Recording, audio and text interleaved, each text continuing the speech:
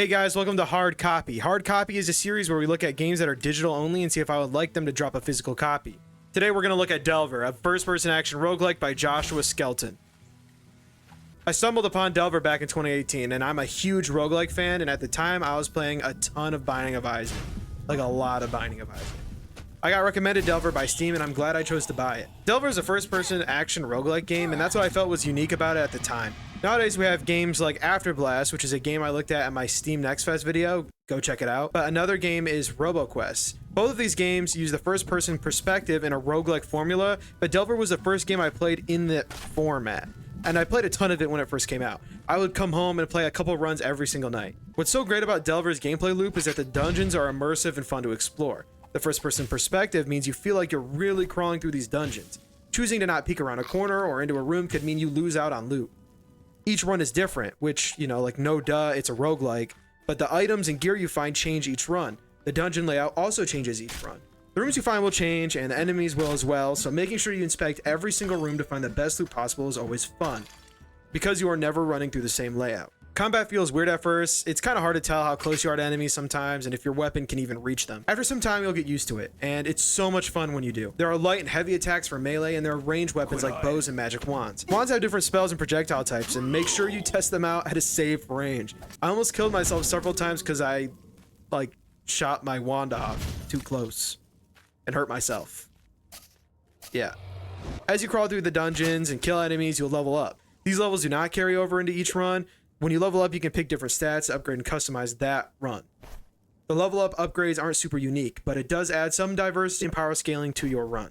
As you progress through the game, you'll climb further and further down into the dungeon, going through different sections. In between sections, there's a shop. This shop has some items you can buy for that run, but also a vendor that can give you permanent upgrades. And gold is the only thing that carries over each run.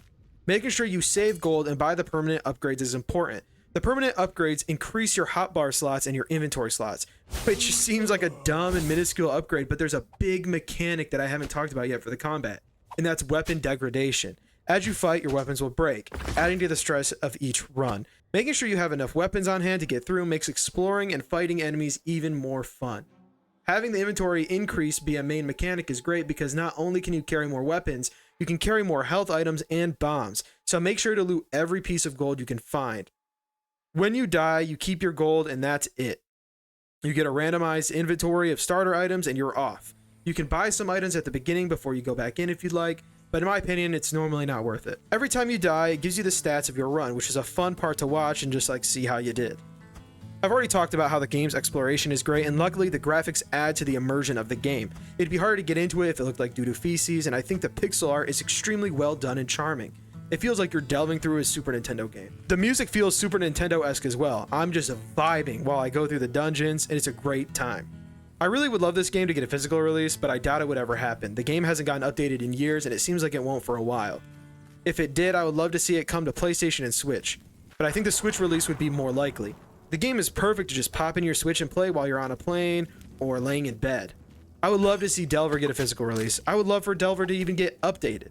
And I hope that one day I'll be able to get a hard copy of Delver. Thank you guys so much for watching Hard Copy. This is going to be a series that I post whenever I play a new game that's digital only and I enjoy it and I want it to have a physical copy. I have over 400 games in my collection. It's a bummer when a digital only game comes out and I can't add it to my collection and put it on the shelf. So expect me to make a new hard copy video all the time. I'm going to post rants all the time. I just love talking about video games. So whenever I play one of these games and it doesn't have a physical copy, there's going to be a hard copy video about it. Expect it. Be ready. But thank you guys so much for watching. I do really appreciate it. The support on the channel is great.